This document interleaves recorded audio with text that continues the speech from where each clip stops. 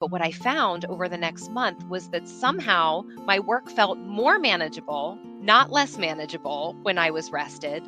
I was like laughing at home. I was more present at home for my family. So I didn't feel like I was failing my family in the way that I had prior to this reset. So boundaries work really, really well for me and for a lot of people, but boundaries are personal and you have to kind of decide and sometimes trial and error to see what's going to work best for you. And we all go through seasons in life where that might look a little bit different. Those wise words are from Julia Bialeski, who is an educator, speaker, and author of Leading with Grace. I can't wait for everyone to listen to this beautiful conversation as we're going to talk about graceful leadership, battling the stress and burnout that we all experience as a leader, facing the imposter syndrome, and also looking at the leadership lifespan. And all of these topics are in her fabulous resource that has just launched. But before we dive into this conversation, I just wanted to highlight that if you've seen the bonus episode from earlier this week, the language of behavior is now available, and Charlie Pegg and I are so excited about this resource and this guide for school leaders to really help transform the school culture and address student behavior through more of a compassionate and effective approach. For more information, I have the link in the show notes to pick up this resource. If you're interested in learning more about the book, you can head over to the bonus episode that was released just a few days ago.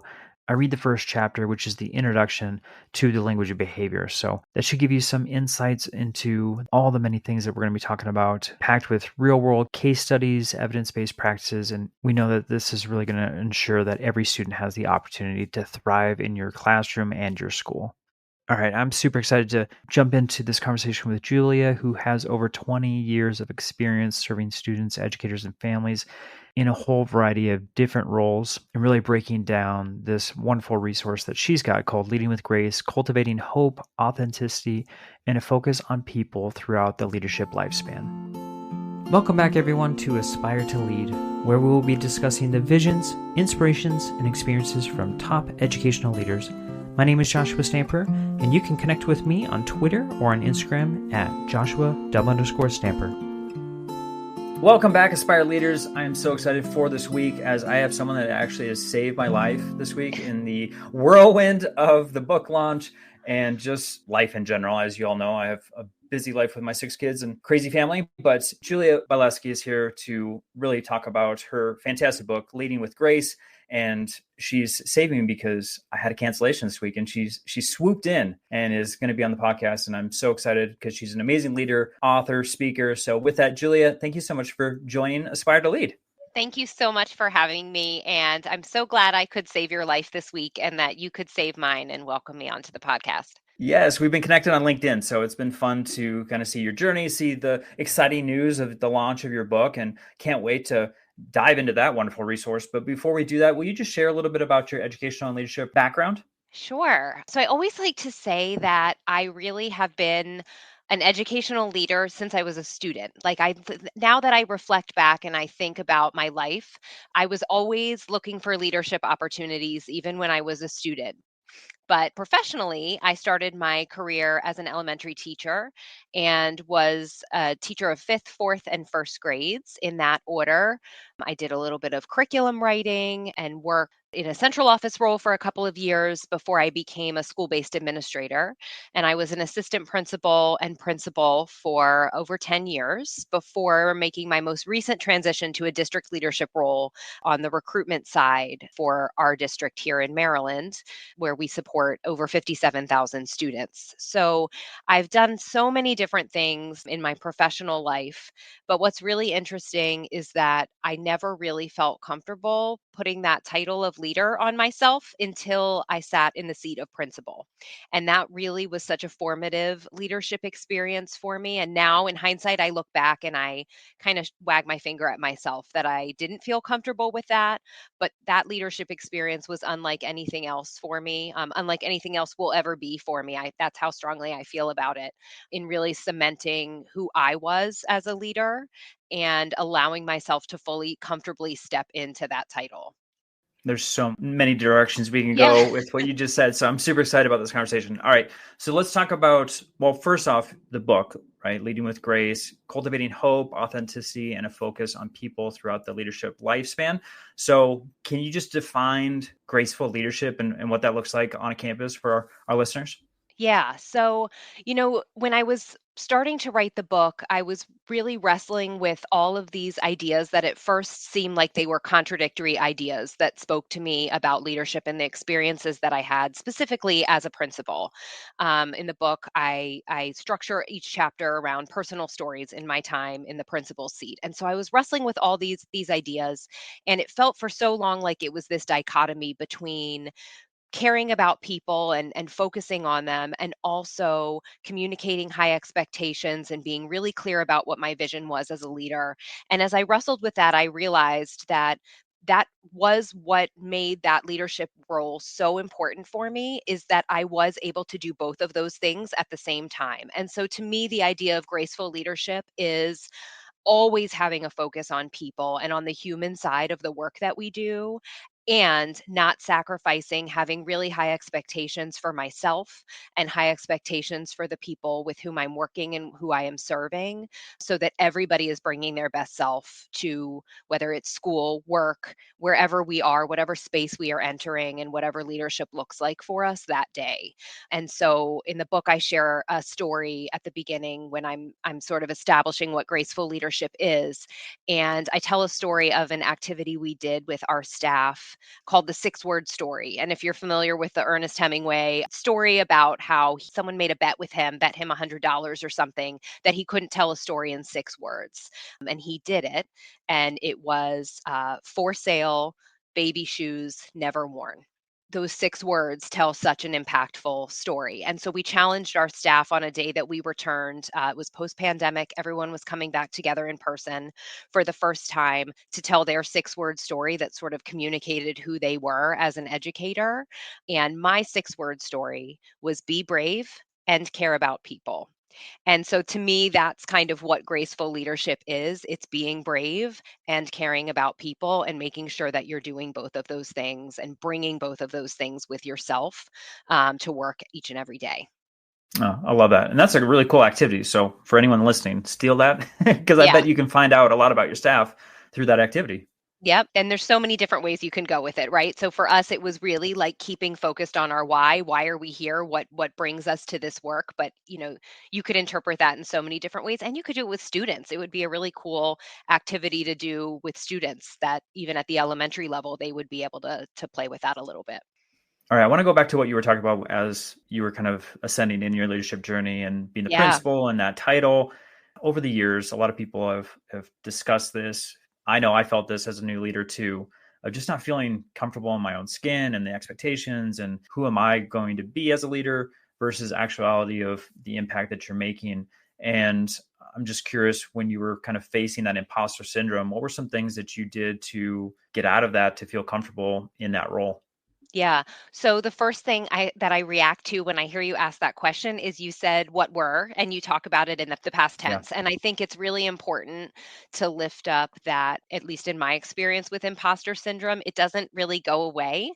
You just become aware of it. And so for me, for a very, very long time, back to when I was a child and maybe was not feeling confident or comfortable in seeing myself as a leader or picturing myself in a leadership role one day when I was an adult and working, I wasn't aware that imposter syndrome was a thing. It didn't have a name for me.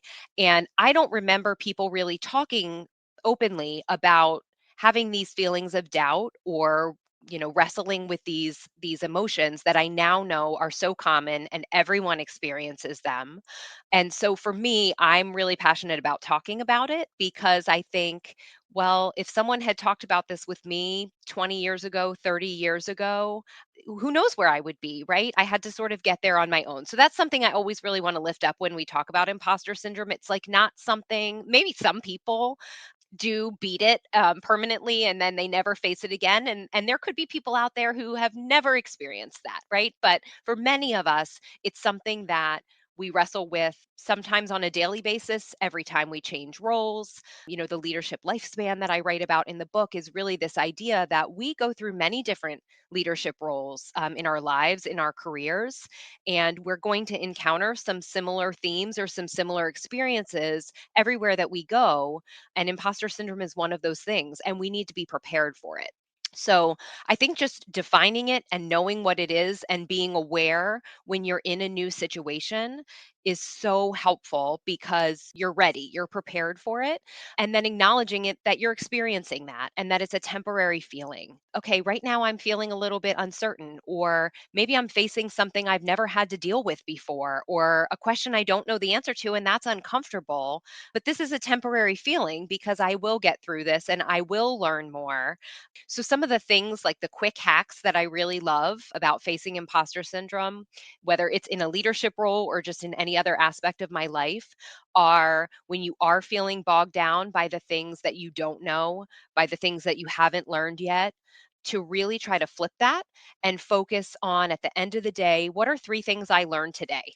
There might be 500 things that I realized I still don't know, but what are 3 things that I learned today? Write them down, grab a sticky note, jot them down, track them on your calendar or in a journal, whatever works for you.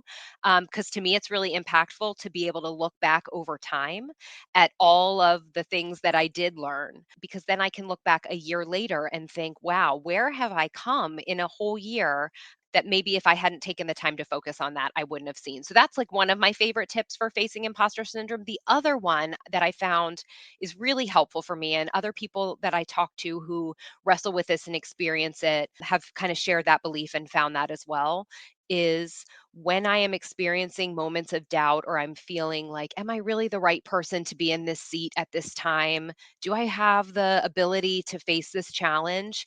Is to turn it outward and to try to go and do something helpful for someone else.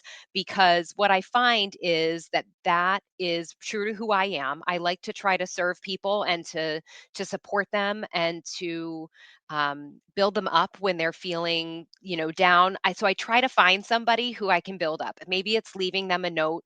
When I was a principal and assistant principal, I was known for my handwritten notes. So maybe it's just like jotting something down on a card or a sticky note and putting it in somebody's mailbox. Maybe it's going and seeing if I can fill in for somebody and help them to give them a break for a couple of minutes. It's just I find that being of service to other people kind of gets me out of my own head.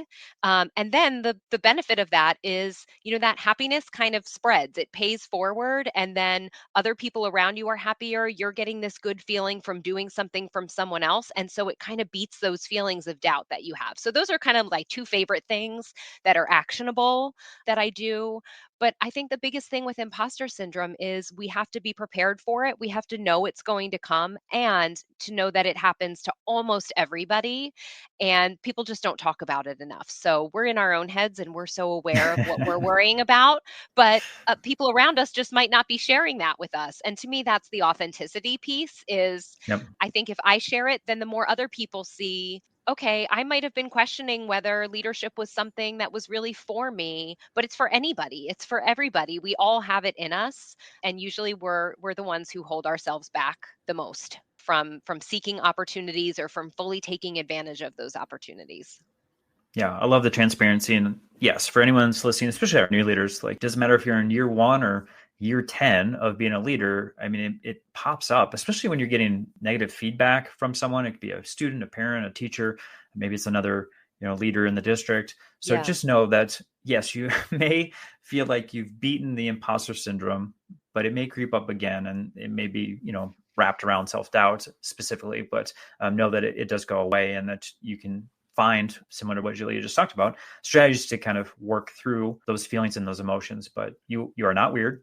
This happens to Yeah. everybody at some point in your journey. And I love that you're speaking out about it and letting everybody know that this is a very common emotion that our leaders are facing. Very common. All right, so let's talk about something that is another kind of hot topic too, because I've experienced this in a lot of other leaders, and this is actually something I've probably one of my more popular keynotes is just like the well-being of leaders. And I know I took and I've said this before on the podcast, I took horrible care of myself, lack of Yeah. sleep, never ate. I mean, I was living on coffee and I had health concerns due to that. So I know there's a lot of leaders that are probably listening and shaking their head. Yes, yes, yes. I've checked all those boxes and Hmm. I'm not doing a very good job about that. So can you just talk about just battling the stress, the burnout, and how our leaders can maintain their best self and their well-being, both emotionally and physically?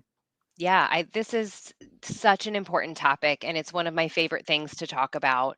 Um, I think that the trickiest part with battling burnout is that ultimately we are each responsible for our own well being. And often, our instinct when we are experiencing periods of burnout, when we know we are not taking good care of ourselves, our instinct as humans, I think, is to look for someone to point our finger at. Like, this is my employer's fault. This is my staff's fault. This is whose fault is this that I am feeling overworked or I am too tired. I don't have enough time for exercise or to eat properly or to engage in hobbies or to socialize with friends.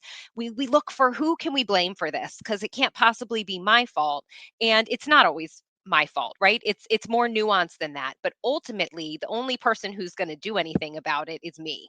Nobody is coming in to rescue me, because everyone is experiencing that. And so you mentioned, certainly burnout for leaders, but for educators in general, it is rough out there and everyone is experiencing burnout. And then our families and our communities are experiencing burnout. It's a widespread issue well outside of education. We know this. And so our students are experiencing burnout with increasing demands on them. So it is so important, like imposter syndrome, first of all, I think, to talk about it, for people to be really transparent about when they are experiencing challenges, because as leaders we have that ability to shape the culture, to model for other people. And so sometimes that modeling is saying, wow, I really need to rethink my boundaries here. I have noticed that I've been checking email 20 hours a day and that I never seem to really be able to disconnect. Um, I need to put a boundary in place. And boundaries can be very personal, right? Like what works for you might be very different than what works for me. And what works for me today might be very different than what works for me 6 months from now, which is the other tricky part about managing burnout. Is it's not a set it and forget it. It's not something that you put a routine in place and then you never have to attend to it again. We have to constantly be attuned to like what's out of balance in our lives. And that idea of work life balance, it doesn't mean that we don't focus on work and it doesn't mean that we don't focus on life. It really does mean that we have to find at any given time what needs our attention right now. So that can be a little bit tiring and exhausting sometimes too. So those are kind of my general thoughts about well-being and why it's so important in leadership. But the modeling piece is huge. So I remember so vividly, and I tell this story in the book. I left school one Friday before winter break and I had to like crawl to my car. I mean, I was so exhausted. I was so burned out. I just barely made it right to the end of that break. And I had just been working around the clock for months and months and months, probably over a year. And I realized like I need rest in all of the ways that you need rest, right? I need to disconnect. And I hadn't had that opportunity. The weekends were not doing it for me. Even if there had been a long weekend in there, it just wasn't. And so I came home and I told my family, I am not going to open my computer over this entire winter break. And that was not like this extreme proclamation. There's nothing special about that. But for me at that moment, it was I need a reset. And I experienced a lot of anxiety around not opening that computer. There were times when I really wanted to, and I almost did, but I didn't. And at the end of the break, I felt so rested. And I thought, how can I carry this with me? Right. Because I have to go back to work. I can't just not open my computer ever again and that's going to solve the problem. But I needed that reset to then be able to think about how can I carry this forward with me? So, what boundary can I put into place? For me, it was I'm going to set a time every evening. And after that time, I will not look at email until the next morning. I do really well with very concrete boundaries. Other people don't need something that prescribed or that specific to follow. But what I found over the next month was the most interesting part, because I had had so much anxiety about disconnecting and what am I going to miss and who isn't going to get a response from me. And I really value responsiveness as a leader. I pride myself on that. And I wrap up so much of my identity of myself in that. But what I found over the next month was that somehow my work felt more manageable, not less manageable when I was rested. I was like laughing at home. I was more present at home for my family. So I didn't feel like I was failing my family in the way that I had prior to this reset. So boundaries work really, really well for me and for a lot of people, but boundaries are personal and you have to kind of decide, and sometimes trial and error, to see what's going to work best for you. And we all go through seasons in life where that might look a little bit different. The other thing that was really impactful with the modeling is that I stood up in front of my staff and I announced to them, I just need you all to know that I am not going to be checking email after 6 p.m. So if you email me after 6 p.m., just know I won't see it until the next day. And if you have an emergency, here's how you can get in touch with me. But I stood up and I said that and I explained why. And after that staff meeting, people came up to me with tears in their eyes and they told me that hearing you say that made me realize that it's okay for me to do that too. And I think we undervalue that as leaders a lot, the impact of our actions, right? We are all about our words as leaders, but the impact of our actions. And I realized how many people have been walking around this school thinking that they needed to be connected to work, or that it wasn't okay for them to leave at the end of their contractual day, that it wasn't okay for them to say, this work will still be here tomorrow when I get here tomorrow, and it's okay, because of actions that I wasn't even consciously communicating to them. So the impact of that modeling, being transparent about what the boundaries are as a leader, like the ripple effect that that can have on other people's well-being, is really incredible. And I've never forgotten about that. Um, and I still see it in myself, how when people who are in leadership positions who I report to, when they model that, how helpful that is for me. So it's been affirmed again and again, but it sort of took that experience for me to realize the impact of that, and how just having a leader who not just tells you it's okay to take a break, to pick up your work the next day, but shows you that they are doing that too, that speaks volumes louder than the words. Yeah, I think this message is so important. This is something I'm like on my soapbox Yes, preaching from the mountaintop because I always say the email's the devil for a leader. Like you could easily spend the entire day in your office just working on a hundred email percent. and you could be on your phone in the evening well beyond. And if it's an emergency, they're going to contact you. I've gotten Mm-hmm. plenty of phone calls or texts about a Yep. student that's in need that, require my attention. Of course, I dropped everything to meet the need of that student and that experience, but it wasn't through email that they're going to get a hold of me. So Right. you just have to understand that, like you said, it can wait till tomorrow. It's not an emergency. I always like to go in early the office because I love that like hour time of nobody's in the building. Nobody's going to interrupt me. I'm awake. I've got my coffee. I'm ready for the day. I'm in a better mental space in that Yes. time than trying to answer it at 9 p.m. at night. For everyone that's listening, yes, Julia's speaking wise words. Please take her advice. Okay. All right. I want to talk about real quick just the book. I would love you just to highlight anything else that we haven't talked about in regards to leading with grace.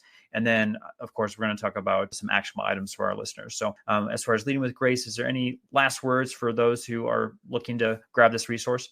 Yeah. So I just would like to share, I mentioned that I wrote Leading with Grace using stories from my time as in the principal's seat as anchors for each chapter. But I set out to write a book that I felt that I needed when I became a principal. There were so many wonderful resources out there, and I had access to exceptional leadership development team in my district, to wonderful colleagues who were all a support, to a really supportive family who were behind me.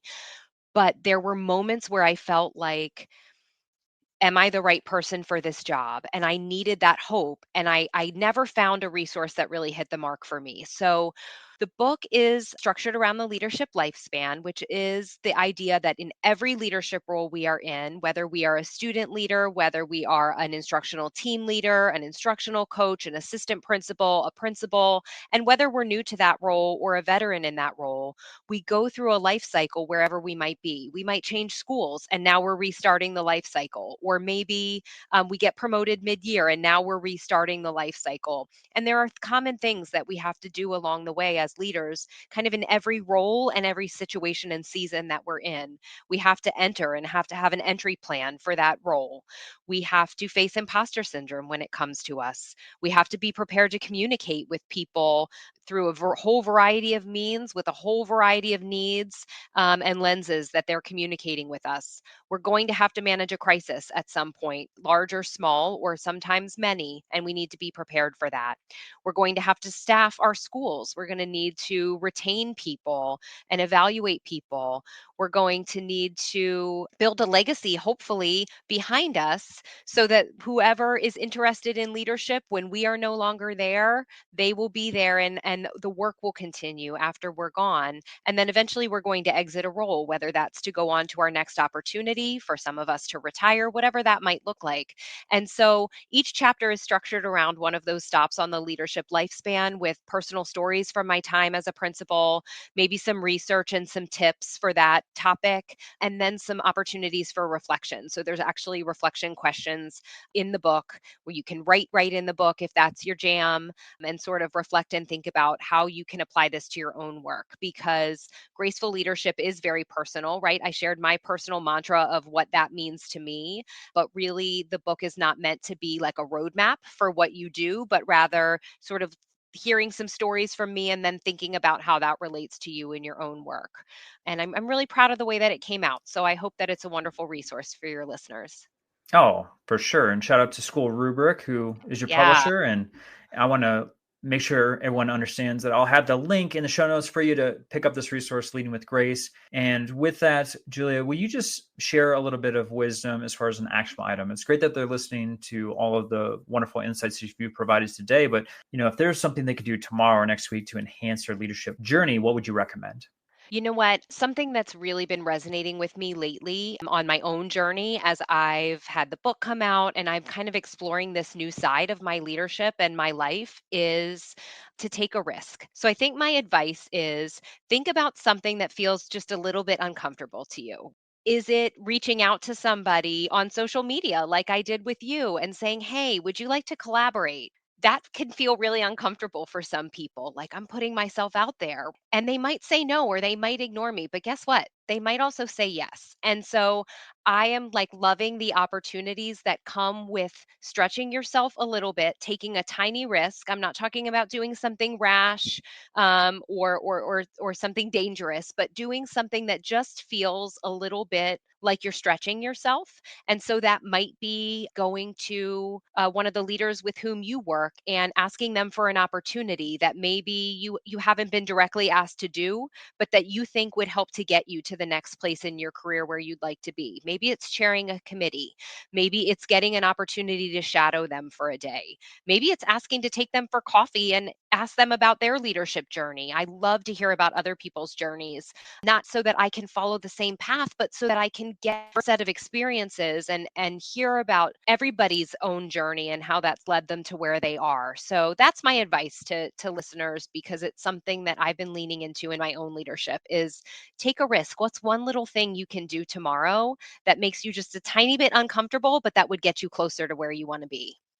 Yeah, if you don't ask, you're not going to ever receive anything. So 100%. That's right. just like you were talking about relying on other people for mental health and getting yourself right. I mean, the same thing with trying to move up the ladder for opportunities. You got to ask. So That's right. well, I will say thank you for reaching out because this has been a wonderful conversation. And I want to make sure that everyone is connecting with you. So obviously, for those who've been watching on YouTube, I've had your website up on the screen, but we just share your website and any other social media that you would love for folks to connect you with. Sure. Yeah. My website is juliabialeski.com. I'm on LinkedIn. I'm on Instagram. I have a YouTube channel I've been kind of playing around on a little bit and would love to connect with listeners. So I hope you look me up. Wonderful. And then also you speak. So, if they want to connect with you in regards to speaking, what are some topics that you love to present on?